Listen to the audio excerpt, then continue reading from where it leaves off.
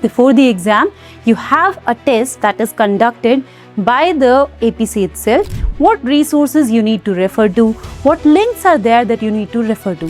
Do not skip the Australian context. Always remember at all times the physiotherapy guidelines that are followed in Australia should be in your mind. Hello everyone and welcome to MedCare by Academically Global.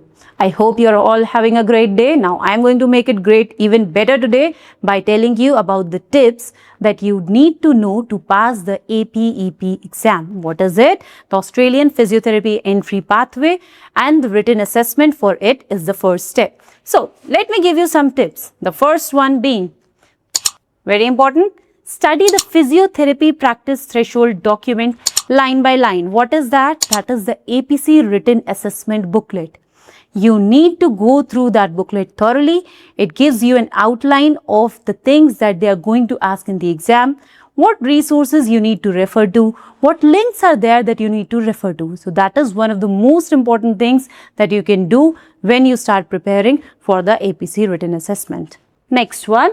Use the official practice test. So once you complete your eligibility assessment and then move on to the cultural safety training on the APC portal, some tests are available for you. Some free material that you can go through is available for you. So you must go through that because that gives you an idea of the type of questions that the APC asked in the written assessment.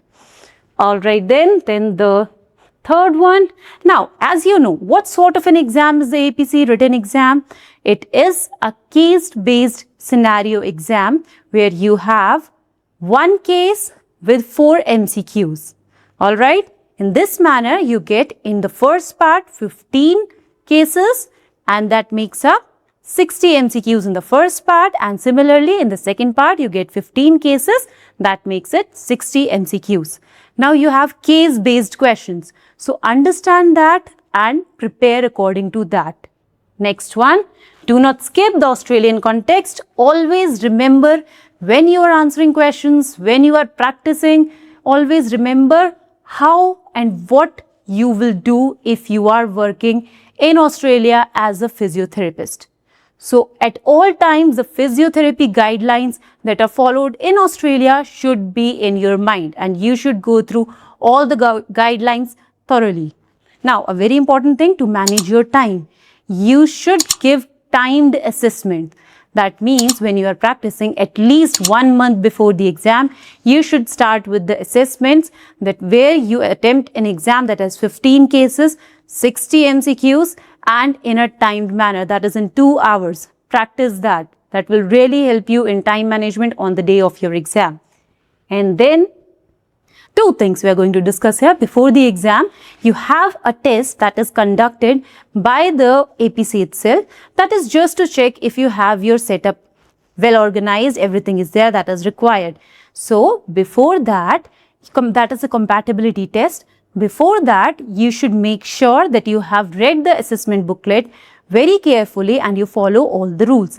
In case you have any queries, you are not able to understand something, you are not able to connect to your proctor, you can do all of that in the compatibility test so that you do not face any technical glitches during the exam. Alright then the last one, that is get structured mentorship of self-study. See, we have all done bachelor's in physiotherapy. Some of us have always done masters in physiotherapy, and we know that there is a vast amount of knowledge that we have and that is there available in the books, on the internet, in the Australian websites as well. You can find a lot of information, a lot of knowledge. But the thing is, not all of that is required for you to prepare for the APEP exams. So what you need is a structured plan. What is expected in the exam? What are the most important topics? What sort of questions can be asked? That is what you need to practice. And for that, you need very good structured preparation plan. So thank you all. I hope this helped you. Have a good day. Bye-bye.